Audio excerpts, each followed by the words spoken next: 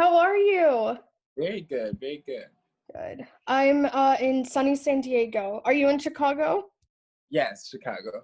Is it super humid right now? I have half my family's there, and whenever I go, it's sticky and disgusting, but it's also sunny, so guess you have to pick your battles. Yeah, it's like if you don't want the windy, cold Chicago, you gotta take the humid.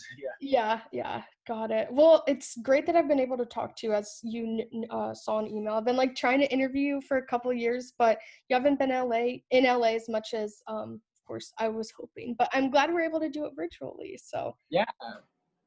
Yeah, I just want to talk about a few things because I know it's a very divisive time right now, and I think I want to applaud you for being super outspoken right now and really always with everything you do, because I know that, especially now, it's like we don't necessarily want to ask people for their experiences because you guys are used to talking about it all day, every day, but you've kind of kept the momentum and given a lot of resources to make sure that people can understand. So I don't know, do you have any response to that? Has it been kind of challenging to keep up with everything, or how have you been navigating it?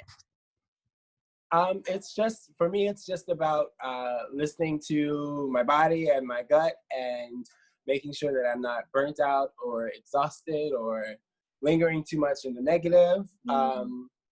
I'm very glad that people are coming to a place where they're willing to listen and eager to learn. So I'm making sure that, one, I'm not putting it on myself to be everyone's social studies teacher, because that's I didn't study for that, and it can be very challenging. But I want to be helpful in the ways that I can, and just make sure that I don't burn out at the same time. Of course. And I think you've found that balance beautifully, I must say.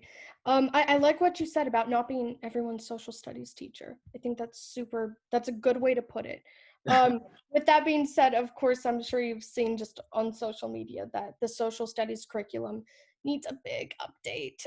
Yeah. So I was very lucky, actually. I had a fabulous American history education, but I know a lot of people aren't able to.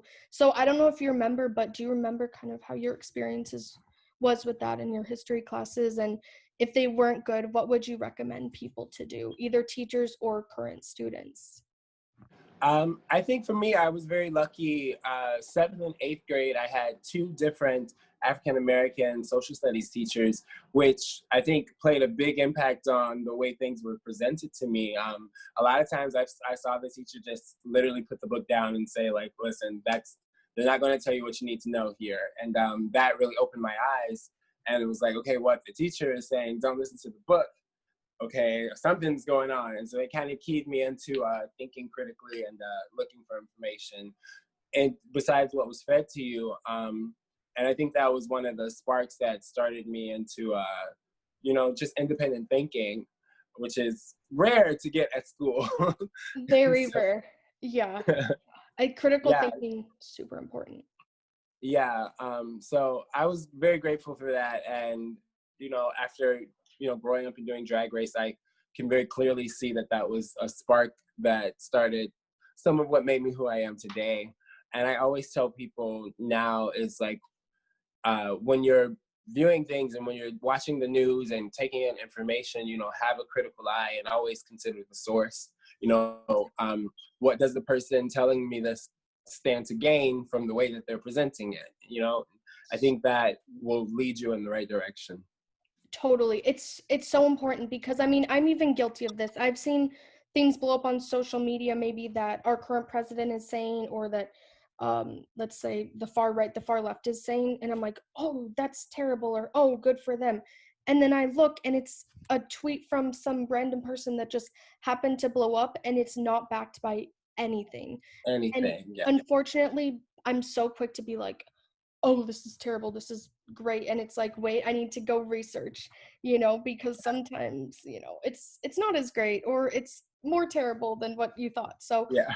thank you And for a lot of times when we see something that we want to believe, we just dive right in and we like follow it. And it's like sometimes even if you're reading what you want to hear, you still got to be critical about it. exactly, like, I'd be lying if I said I purposely don't watch Fox News and I purposely watch the more liberal news stations. So I think So, we're all guilty of it. But as long as you're recognizing that that it is presented in a certain way, I think that's super important. And speaking of things being presented in a certain way, first of all, your season of Drag Race was the first season I watched and kind of got exposed to. So it was great seeing you on there. But I know that recently you've been more vocal about how you were presented in a certain way that was not very favorable. Some would call it the villain edit. yes. So not to be like too serious, but do you maybe want to kind of educate people on how you were presented and how that could be rooted in some deeper issues as well? Yes, I think it's a 50-50 split. I think just because of the way that we as Americans or we in the world are honestly taught from the moment we're born to see things with bias. And, you know, in all forms of media, there is racism, there is sexism, there's homophobia, there is Eurocentric values that make you favor white people in conversations and confrontations. And so when you have someone like me who is not afraid to, you know, lean into a confrontation, I think we're already trained to see that as negative and see an outspoken Black person as the villain. And then I think when you're on a reality show, you know, they want drama and they want, you know, a good storyline. And so if there's someone who's willing to be confrontational, then the show is more than willing to create the narrative. And so in a lot of ways, I think the show did that, and I think the audience saw what it wanted to see and what it was trained to see. But I think as we are currently having an awakening and currently having more discussions about these things, and people are rewatching the show, they're like, "Oh, the Vixen was right." Yeah, yeah, and I love how I think you tweeted something about how like you would rewatch and kind of point out either microaggressions or how you were framed in a certain way, and then people would begin to understand. And my brain, I took some classes. Again, disclaimer, everyone, I'm not an expert. I'm not a teacher, social studies teacher, but I took some classes where we studied microaggressions pretty in depth, and they truly sometimes are so micro, like literally that it's ingrained into us. We don't even pick up on them. So Yeah, I think that definition is super important to remember. Like, we don't even recognize that something is wrong or being portrayed differently. So, yeah. um, that being said, you saying nope too vague is still one of my favorite things. I Thank you.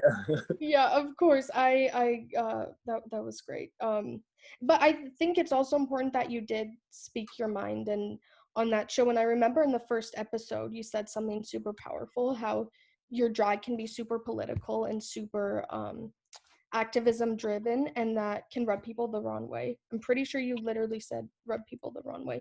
That shows how many times I've watched the show. I might be a super fan. Anyway, Yeah.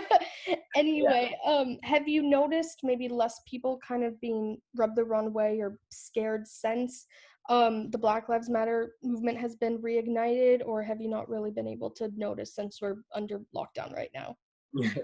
No, I think the benefit of everyone being under lockdown is that they've been able to really focus on things and digest it a little more coherently. And I've definitely received a lot of apologies in the DMs, which is good. And sometimes, you know, you get new waves of hate mail too, but I'm used to it. I'm thick-skinned at this point. But yeah, I definitely, as the Black Lives Matter movement has been reignited, I've seen an awakening in Drag Race fans that's been really satisfying. Yeah, it's been great, and I feel like it goes beyond just Drag Race and drag queens, but really all of entertainment. Yes. A lot of major corporations are finally realizing like all our shows don't need to be with white rich families. Like, we can have some diversity, and that's not Yeah. to. But it's hard because you don't want it to be like a tokenism thing. Like, okay, check, we have an African American person Right. in our show.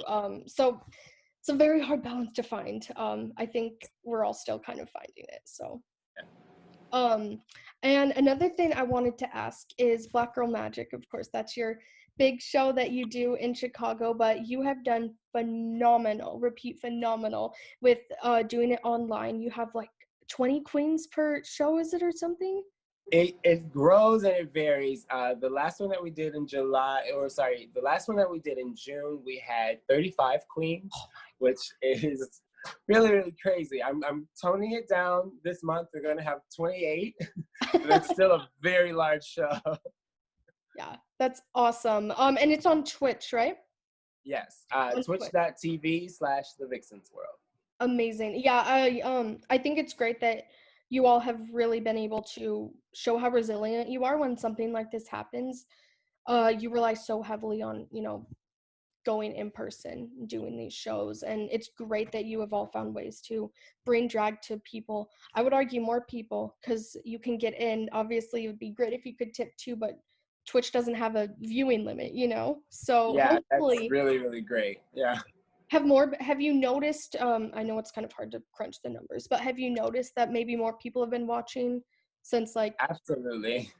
oh yeah. Yeah, the show's audience has gotten bigger every month. And what's great about it being online is there's no age limit, there's no Mhm.